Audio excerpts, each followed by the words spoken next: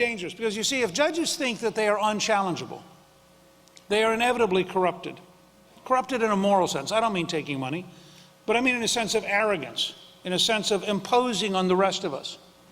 Whether it's one judge in California deciding he knows more than 8 million Californians about the definition of marriage,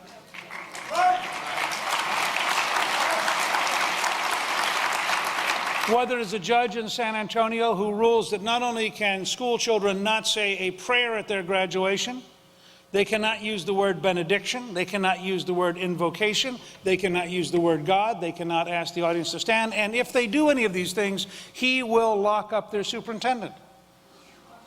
Now, the idea of an American judge becoming a dictator of words is so alien to our traditions and such a violation of our Constitution, as I will explain in a moment, that that particular judge should be removed from office summarily.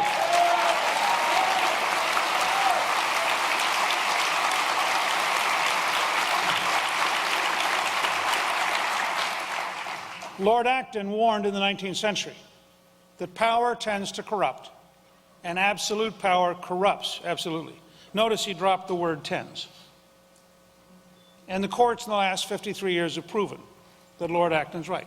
Because with each passing decade, the judges have become more hostile to the American tradition. They now openly talk about using foreign sources of information because, after all, the American Constitution is so old and so antiquated. A justice who believes that shouldn't be serving on the American bench.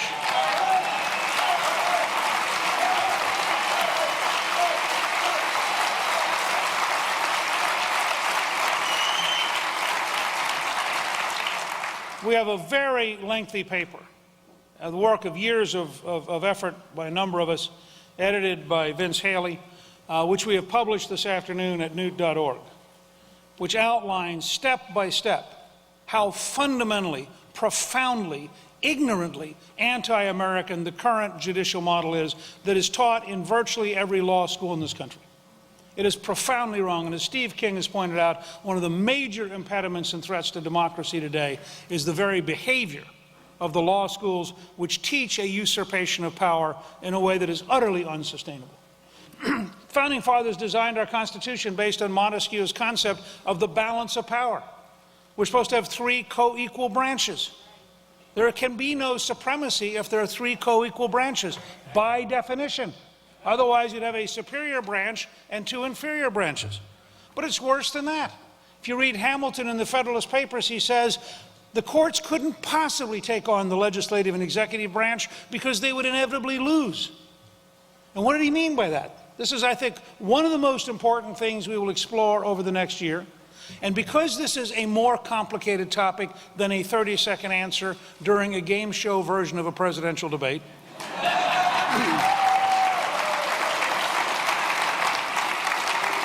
as the Republican nominee, I will, in my acceptance speech, challenge the President to 7 Lincoln Douglas-style 3-hour debates with a timekeeper and no moderator.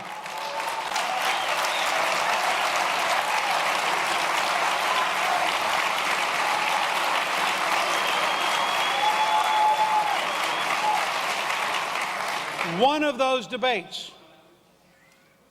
should be on the Declaration of Independence, the Constitution, the Federalist Papers, and the nature of the American judiciary.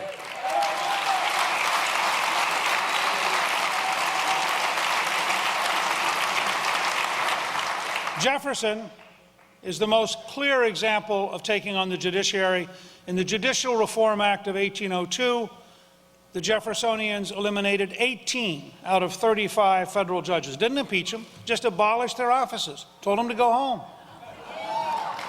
Now, let me be clear, I am not as bold as Jefferson. I think the judge in San Antonio would be an important initial signal, and I think the Ninth Circuit Court should be served notice that it runs the risk of ceasing to exist. Jackson, in tackling the Bank of the United States, which he said was a overly centralized form of power, think of it as the earlier Bernanke, was told, well, the Supreme Court has said that it's constitutional. He said, fine, that's their opinion. He said, I have a different opinion. I'm the president, they're a court. They get their opinion in court. I get my opinion in the White House. Lincoln spends a large section of his first inaugural address explaining why the Dred Scott decision may be the law of the case, but cannot be the law of the land, and Lincoln refuses to enforce the Dred Scott decision while he's president, period. So people who come in and say, oh, as Nancy Pelosi once said, if the court speaks, it's as though God has spoken. Now, be fair, having somebody from her branch of the party recognize God is an important step in the right direction.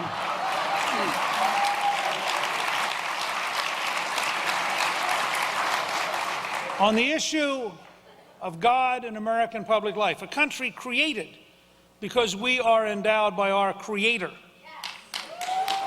The courts have been historically wrong, at least since the late 1940s, and have gotten worse and worse, more and more anti-religious, more and more secular, and more hostile. In the question of national security, in the last few years, the courts, I think, have become virtually out of touch with reality. The idea that the courts are now going to take on responsibility for defending the United States is a clear and fundamental violation of the Constitution and a fundamental violation of the executive branch's power, and the Congress should pass a law repudiating every interference of the courts in national security issues and returning them to the Congress and the President where they rightly belong.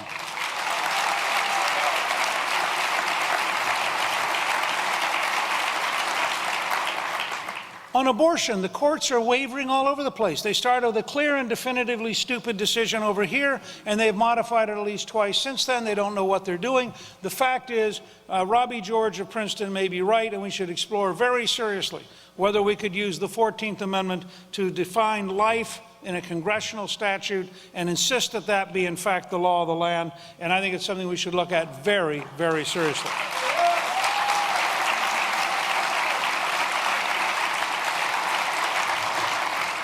On marriage, it should be quite clear on issues like the Defense of Marriage Act that we should simply say it can't be appealed. And just simply, it's very clear in the Constitution. The Congress can decide what can be appealed.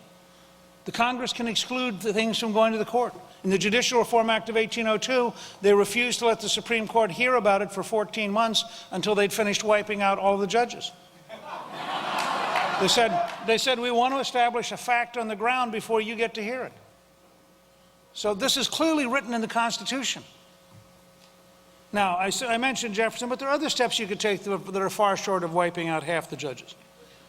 One, you can hold hearings. I think for the Congress to bring in Judge Berry from San Antonio and say to him, explain to us your rationale. By what right would you dictate speech to the American people? How can you possibly take your court order and the First Amendment and tell us that this is about free speech? Just judges who knew that when they were radically wrong, they'd be hauled in front of Congress would immediately have a sobering effect about how much power they have. Second,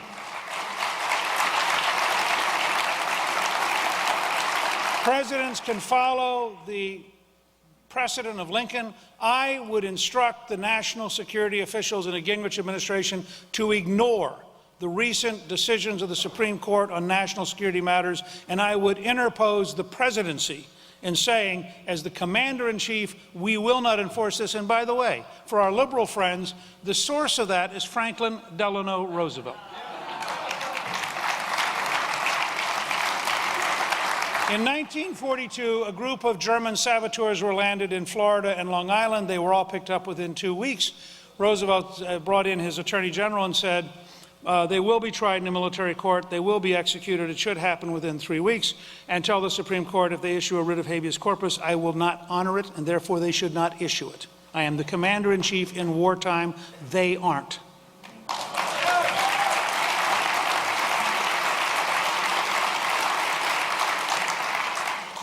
Congress has the power to limit the appeals, as I mentioned earlier. Congress can cut budgets.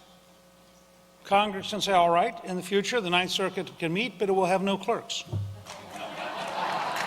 By the way, we aren't going to pay the electric bill for 2 years. And since you seem to be rendering justice in the dark, you don't seem to need your law library either. This is, by the way, I am paraphrasing Hamilton in the Federalist Papers, in which he is defending, he says flatly, the judiciary is the weakest of the three branches. I mean, this modern model is just totally opposite the American tradition.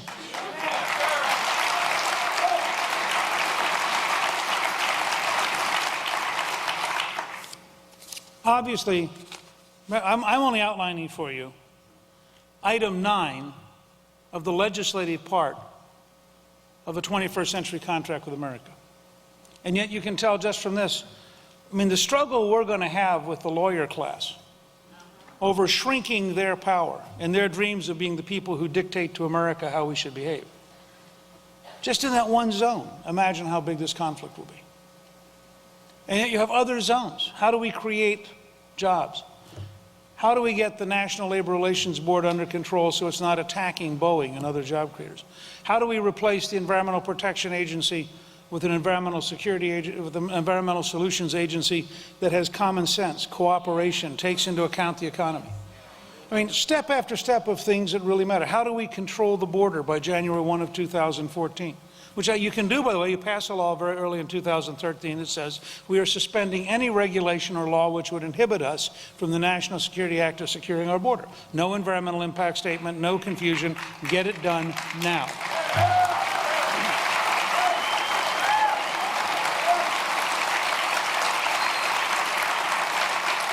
Each of these steps will be met with substantial resistance by the reactionary forces who had dreams of creating a radically different America. And each of these steps has to win if we're going to give our children and grandchildren the free, safe, and prosperous country that our children and grandchildren, and that our parents and our grandparents gave us. I came here today because I think this is going to be a tremendous struggle. I did not come here today to ask you to be for me. Because if you're for me, you're going to vote and go home and say, I sure hope Newt does it. And I can't. No one person can do this. Under our Constitution, the President can lead the American people in educating the Congress, in changing things. If we shrink the power of Washington by applying the 10th Amendment, we have to grow citizens back home to fill the vacuum.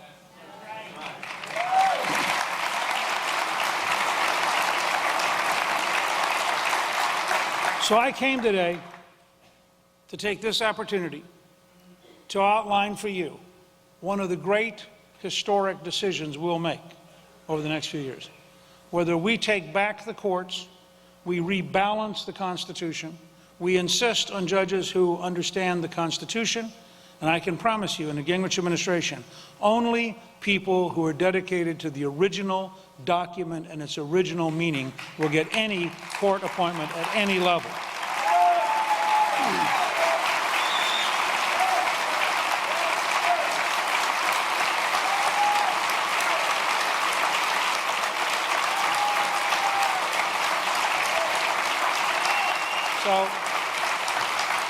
So let me just close and say to all of you,